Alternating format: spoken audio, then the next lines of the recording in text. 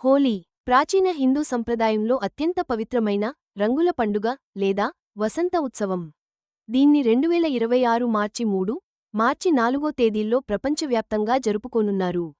ప్రతి ఏటా ఎంతో ఉత్సాహంగా జరుపుకునే ఈ పండుగ చలికాలం వెళ్లిపోయి కొత్తగా వసంతకాలం వచ్చేసిందని సూచిస్తుంది.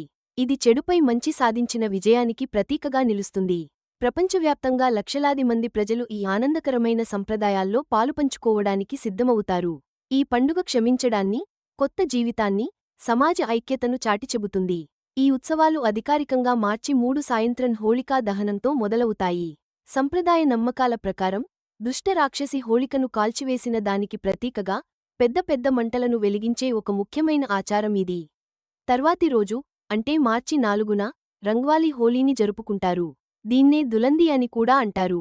ఈ రోజున ప్రజలు ఒకరికొకరు రంగుల పొడి, గులాల్ మరియు రంగుల నీళ్లతో చల్లుకుంటూ, తడుపుకుంటూ ఎంతో ఉత్సాహంగా పండుగను జరుపుకుంటారు. ఈ ఉత్సాహభరితమైన వేడుకను సాంప్రదాయ వంటకాలు, ఉత్సాహాన్నిచ్చే సంగీతం, ఉత్సాహభరితమైన నృత్యాలు, అలాగే పెద్ద ఎత్తున ఏర్పాటు చేసే సామూహిక విందులతో మరింత జోష్తో జరుపుకుంటారు. ఈ పండుగ దాని మతపరమైన మూలాలను దాటి సాంస్కృతిక వారసత్వానికి ఒక శక్తివంతమైన ప్రతీకగా నిలుస్తుంది. ఇది సమాజంలో బలమైన బంధాలను పెంచుతూ సంతోషాన్ని, సయోధ్యను వ్యాప్తి చేస్తుంది. హోలీ పండుగ సంప్రదాయాల వెనుక చాలా ప్రాచీనమైన మూలాలు, లోతైన పౌరాణిక కథలు ఉన్నాయి. ఇవే ఈ పండుగ ప్రాముఖ్యతను ఇంకా పెంచుతున్నాయి. హిందూ గ్రంథాల్లో దీని మూలాలు లోతుగా ఉన్నాయి. ఈ పండుగ కథలు ముఖ్యంగా భక్తి, ధర్మం చెడుపై ఎలా విజయం సాధిస్తాయో స్పష్టం చేస్తాయి. దీని వెనుక ఉన్న ముఖ్యమైన కథల్లో ప్రహ్లాదుడిది ఒకటి. విష్ణువుకు పరమ భక్తుడైన ప్రహ్లాదుడిని రాక్షస రాజు అయిన అతని తండ్రి హిరణ్యకశిపుడు, అత్త హోళిక పదేపదే చంపాలని చూసినా అతను అద్భుతంగా ప్రాణాలతో బయటపడ్డాడు. అగ్ని తనను ఏమీ చేయదని వరం పొందిన హోళిక ప్రహ్లాదుడిని కాల్చి చంపాలని ప్రయత్నించింది. కాని ఆమెనే మంటల్లో కాలి బూడిదైపోయింది. ఇది చెడు అంతమై మంచి గెలుస్తుందని చెప్పే గొప్ప ప్రతీక. హోలీకి ముందు రోజు రాత్రి జరిగే హోళికా దహనంలో పెద్ద మంటలు వెలిగిస్తారు. ఇది ఆ కీలకమైన విజయాన్ని గుర్తు చేసుకునేందుకే. అంతేకాదు, హోలీ పండుగ రాధాకృష్ణుల దివ్యమైన, శాశ్వతమైన ప్రేమను కూడా చాలా గొప్పగా చాటిచెబుతుంది. ఇది పండుగకు సరదాగా ఉండే శృంగారాన్ని, ఉత్సాహభరితమైన రంగుల శోభను జతచేస్తుంది. మనం ఆనందంగా రంగులు చల్లుకోవడం ఈ ప్రేమని ప్రతిబింబిస్తుంది.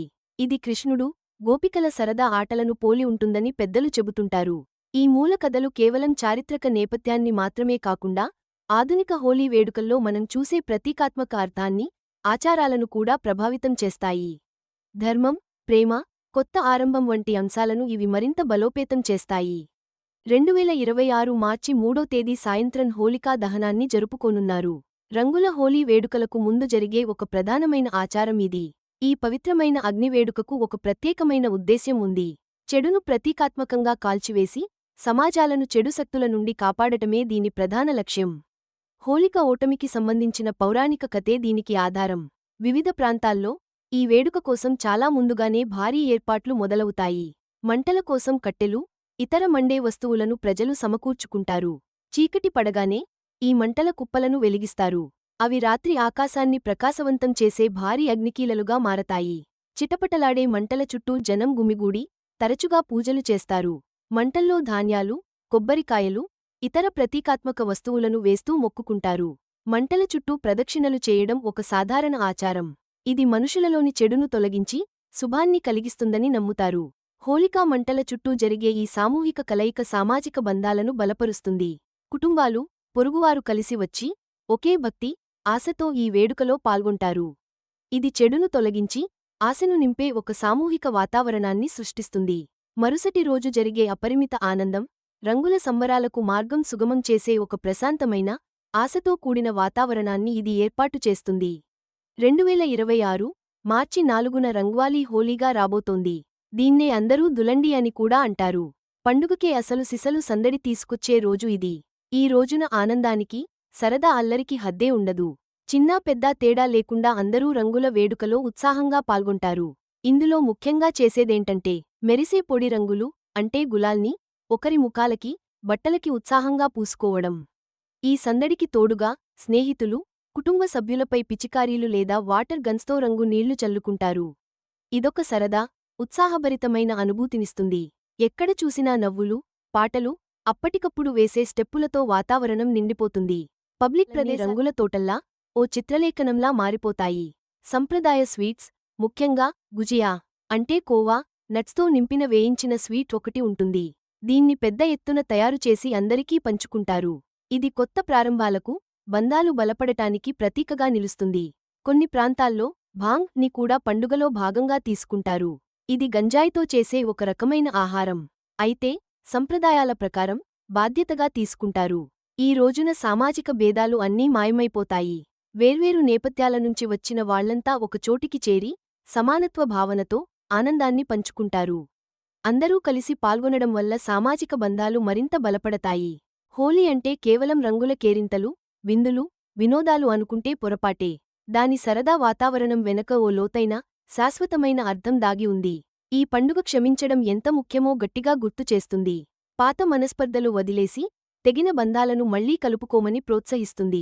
వసంతంలో కొత్త చిగుళ్లు ఎలా వస్తాయో అలాగే కొత్త ఆరంభాలకు, పునరుజ్జీవనానికి హోలీ ప్రతీక. సామాజికంగా హోలీకి మరో గొప్ప ప్రాధాన్యత ఉంది. ఈ పండుగ వేళ కులం, మతం, ధనిక, పేద తేడాలు పక్కనపెట్టి అందరూ ఒక్కటై కలిసి సంబరాలు చేసుకుంటారు. ఇది సమానత్వాన్ని పెంచి తాత్కాలికంగానైనా సామాజిక అంతరాలను చెరిపివేస్తుంది. ఈ అంశం అందరిలో ఐకమత్యాన్ని, మానవత్వాన్ని నింపుతుంది. హోలీ పండుగ ఇప్పుడు ప్రపంచమంతా విస్తరిస్తోంది.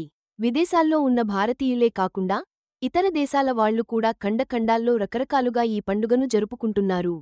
ఈ సాంస్కృతిక మార్పిడి హోలీకి ఉన్న విశ్వవ్యాప్త ఆకర్షణను, బంధాలను కలిపే దాని గొప్ప సందేశాన్ని స్పష్టం చేస్తుంది. 2026 వస్తున్న ఈ సమయంలో హోలీ కోసం పెరుగుతున్న ఆతృత ఈ పండుగకున్న ప్రత్యేకతను, దాని గొప్ప స్థాయిని చాటి చెబుతోంది.